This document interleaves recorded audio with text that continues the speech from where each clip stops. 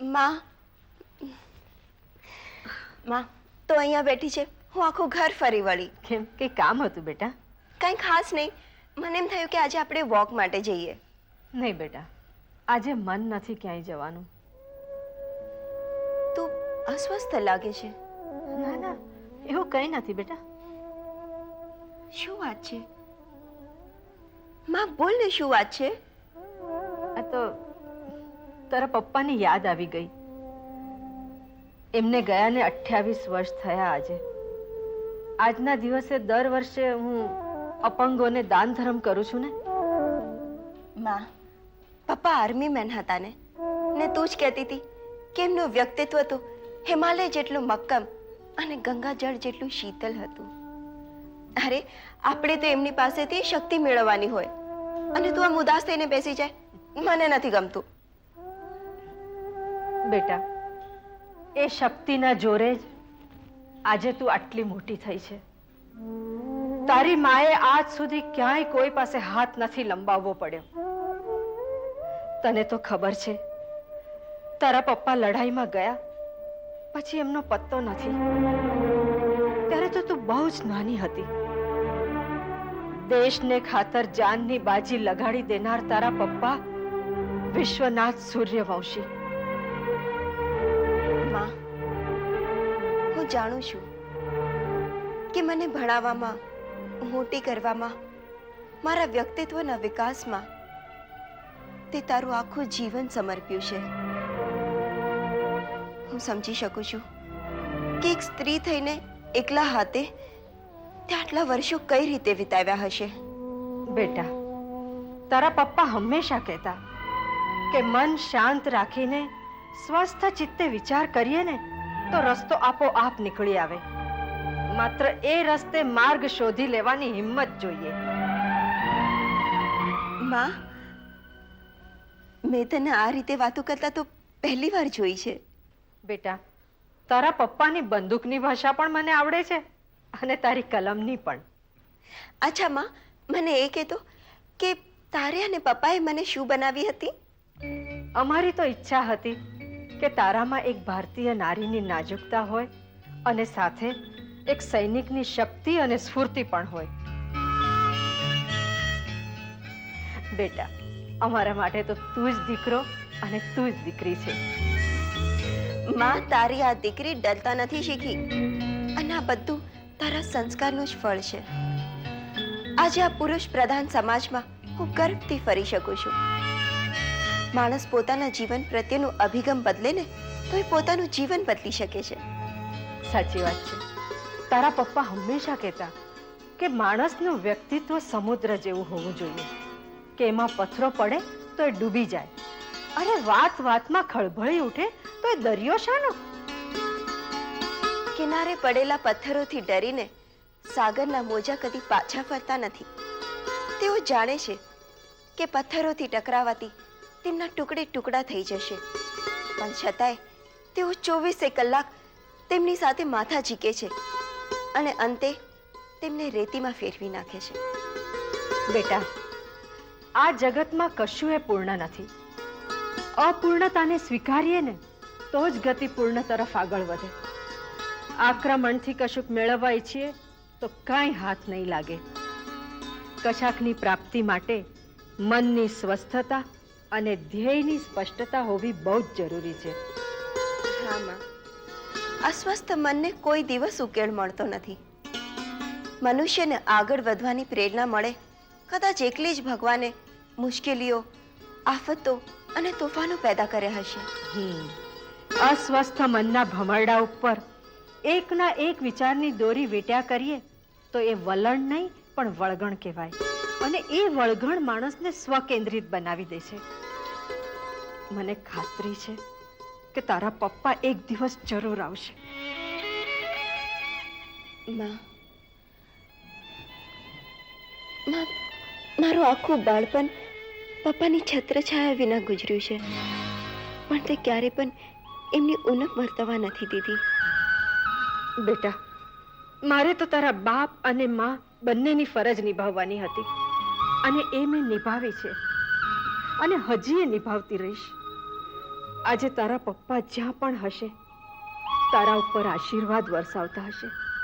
Left, right, left, right, left, right, left, right, left, left, right, left, right, left, right, left, right, left, right, left, right, left, right, left, right, left, right, left, right, left, right, left, right, left, right, left, right, left, right, કાકા. right, left.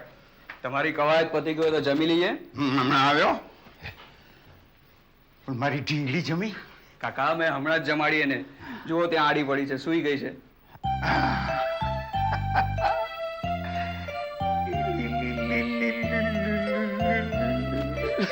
કાકા સાંજે આપણે ફરવા જઈશું, okay? ચાલો જમી લો. કેટલી રૂપાળી છે મારી દીકરી. દીકરી જલ્દી જલ્દી મોટી થઈ જા. પછી મારે તને એટલી બધી ભણાવવી છે, એટલી બધી ભણાવવી છે કે આખી દુનિયા મને તારા નામથી ઓળખે. યસ કાકા, એમ જ થશે. તમે ચિંતા નહીં કરશો. ચલો અત્યારે જમી લો, ખાવાનું ઠંડુ થઈ જશે. હા, તને જમવાનું દેખાય છે પણ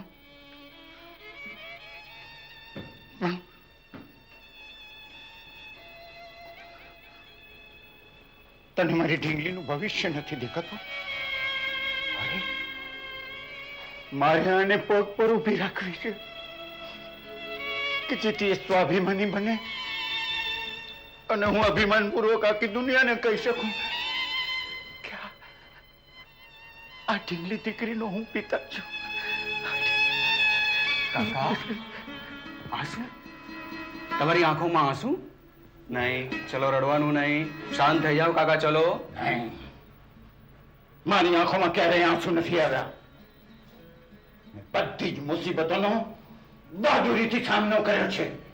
કોઈ દિવસ પીછેડ નથી કરી. ઘા ઝીલે છે દુશ્મનોના છાતી ઉપર. હું બધા જ દુશ્મનોને મારી નાખીશ. જીવતી જીવત મારી નાખીશ. અમે ધાય ધાય ધાય ધાય ધાય ધાય. અરે અરે દીકરા, શું થયું? શું થયું દીકરા? મારી ગોળી તને વાગી? અરે હું શું કરી બેઠો?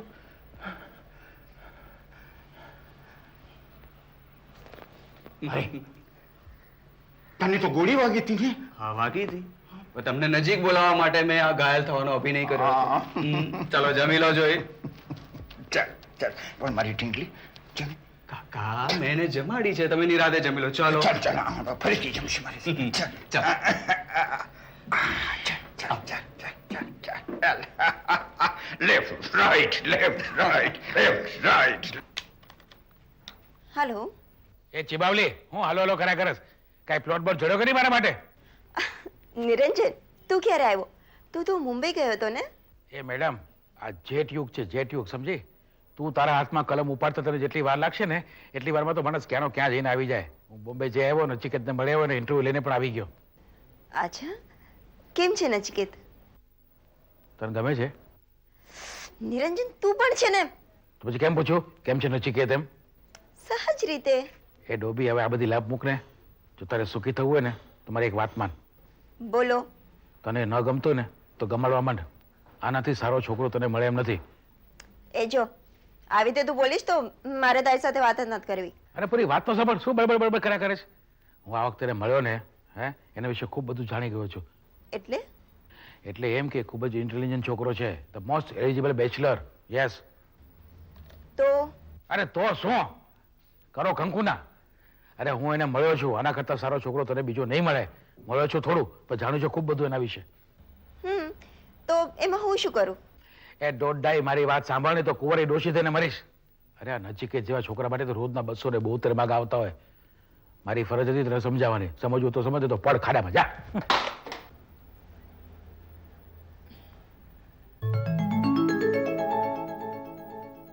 Good evening Indranilbhai. અરે Shweta, what a pleasant surprise. આવો, બેસ.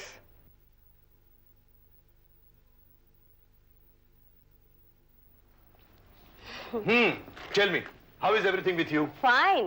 Good. પપ્પા સાથે વાત થઈ છે કે? હા, રોજ દિવસમાં 2 થી 3 વાર ફોન થાય છે. અચ્છા. અને દરેક વખતે મને કહે છે હવેથી તારે ફોન નહીં કરું. અરે એમ કેમ? હું એમની સાથે અમેરિકા નહીં ગઈ ને એટલે મારા પર નારાજ છે. અચ્છા. હવે એમને જલ્દી મનાવી લઈશ. અચ્છા. ભાઈ શું છે આજે કઈ તું આ તરફ ભૂલી પડી? એકચ્યુઅલી હું નચિકેતને મળવા જતી હતી પણ રસ્તામાં તમારું ઘર આવે છે એટલે થયું ભાભીને મળી લઉં. હા. ભાભી ક્યાં છે? અરે ભાઈ બહાર ગઈ છે શોપિંગ ઉપર. શ્વેતા, હું નચિકેતનો મોટો ભાઈ તો છું જ તે, પણ સારો એક મિત્ર પણ છું. એટલે ભવિષ્યમાં તને ક્યારે પણ કોઈ મૂંઝવણ થાય તો મને અવશ્ય જણાવજે. તારો આ મોટો ભાઈ બેઠો છે. અને મોટા ભાઈ તરીકે એક પ્રશ્ન પૂછું, તને ખરાબ તો નહીં લાગે ને? ના, બિલકુલ નહીં. પૂછો ને. તને નચિકેત સામે કંઈ વાંધો છે? જો હોય તો મને જણાવતું, કે પછી નચિકેતે તને ના પાડી? ના, એવું કંઈ જ નથી. તો પછી તમારી વાત ક્યાં અટકી છે? આઈ મીન ડેવલપમેન્ટ ક્યાં સુધી થયું? અમે બંને સારા મિત્રો છે અને અમને બંનેને એ સંબંધ માન્ય છે અને મને એ નિર્ણય લેવામાં કોઈ જ ઉતાવળ નથી કરવી. પણ હરિપ્રસાદભાઈની ને મારી ઈચ્છા ખરી કે તું મેટા કુટુંબની. મોટા ભાઈ, હું નસીબમાં માનું છું. જેનું જ્યાં લખાયું હશે ત્યાં જ થશે. વિપાશા, આમ જુઓ તો આખો દિવસ બીઝી ગયો, પણ અત્યારે વિચાર કરતા લાગે છે કે આખો દિવસ કેટલો ડલ અને બોરિંગ હતો, નહીં? સર, એક સાથે 2 કામ કરો ને તો એક કામ બોરિંગ લાગે જ. એટલે સર, આખો દિવસ તમારું ધ્યાન કામાલીના ઇન્ટરવ્યુના વિચારોમાં જ ખોવાયેલું હતું, કામમાં નહીં. You are right Vipasha. ઘણા દિવસે એને જોઈને માટે. Good evening Nachiket. Oh hello Shweta.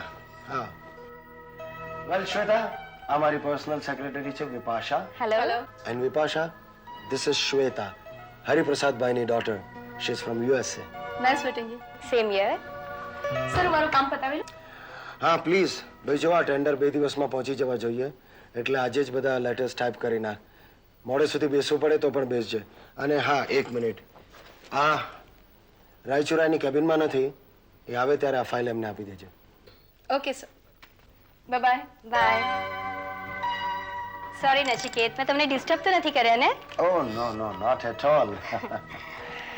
વેલ શ્વેતા, સૌથી પહેલા તો thank you very much. For what? તે ગઈકાલે ફોન કરીને કામાલીના ઇન્ટરવ્યુ વિશે મને કહ્યું એ બધું. Come on, it's okay.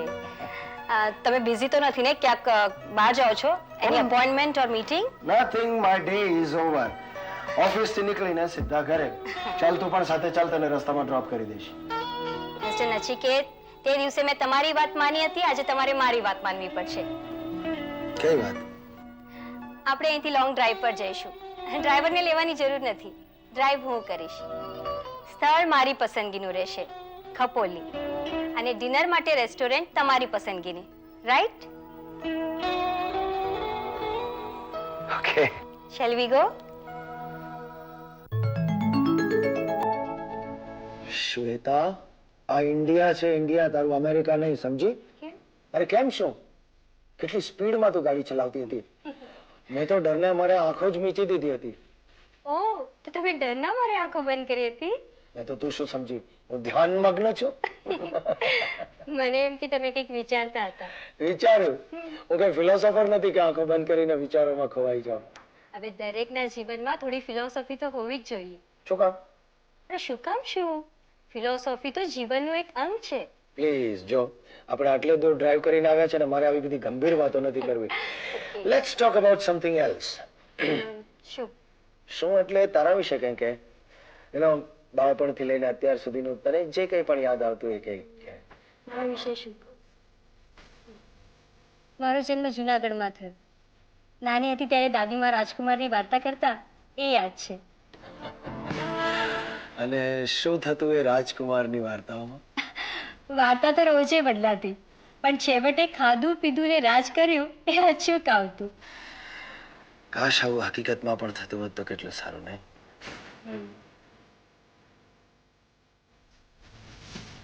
શું વિચારો છો નચિકેત? કુદરતની કરામત વિશે વિચારી રહ્યો છું. કુદરત પણ કમાલની હોય છે ને. શ્વેતા, આ બે ગ્લાસ જો.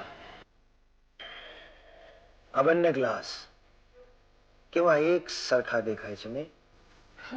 કોઈ જ તફાવત નહીં. પણ આ કમાલ છે મનુષ્યની તંત્ર વિદ્યાની, એની ડાયની.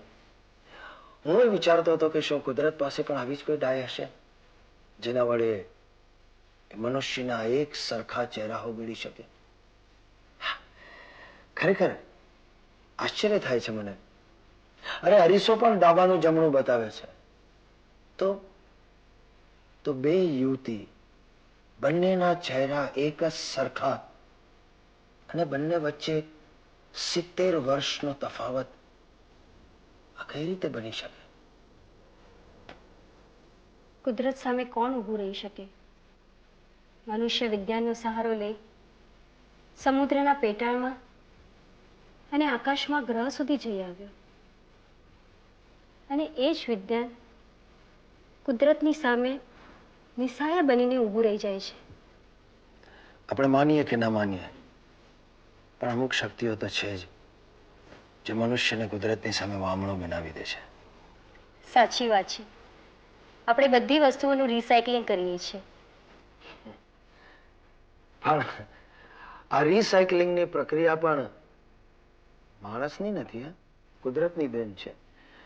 તું જ વિચાર કર ને શ્વેતા, વરસાદનું પાણી સમુદ્રમાંથી વરાળ બનીને ઉપર આકાશમાં ચડે છે, એના વાદળા બંધાય છે અને ફરી એ જ પાણી વરસાદ રૂપે ધરતી પર પડે છે અને સમુદ્રમાં ભળી જાય છે.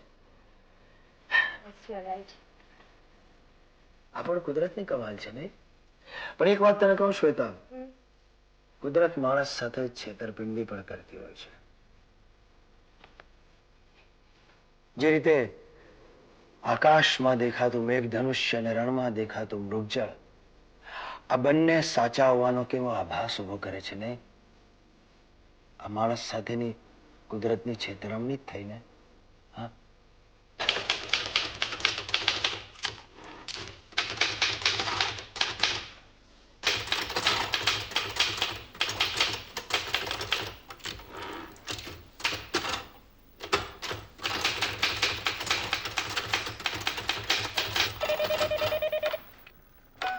હેલો.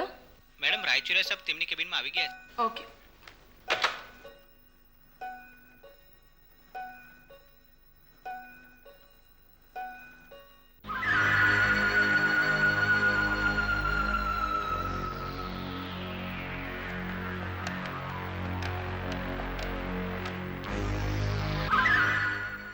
હલો, મારો ફોન ઉપાડતા આટલી બધી વાર સુઈ ગયા હતા કે શું? સાંભળી લે એક વાત, આજે રાતના બધું જ કામ થઈ જવું જોઈએ. રાતના બધો જ માલ ગોડાઉનમાંથી ડિસ્પેચ કરી નાખવાનો છે, સમજી ગયા? એક વાત કાન ખોલીને સાંભળી લો, 25 વર્ષથી અહીંયા કામ કર્યું છું, કોઈએ મારા પર શંકા કરી નથી, અને આજે મેનેજમેન્ટે મારા પર શંકા આવી છે, એટલે જ મને ગોડાઉનમાંથી ઓફિસે ટ્રાન્સફર કરવામાં આવે છે. અને આ વાતમાં કોઈની જરા સરખી પણ જો ભૂલ થઈ તો તમારી ખેર નથી. ભગવાન સૌનું ભલું કરે, શરૂઆત મારાથી કરે.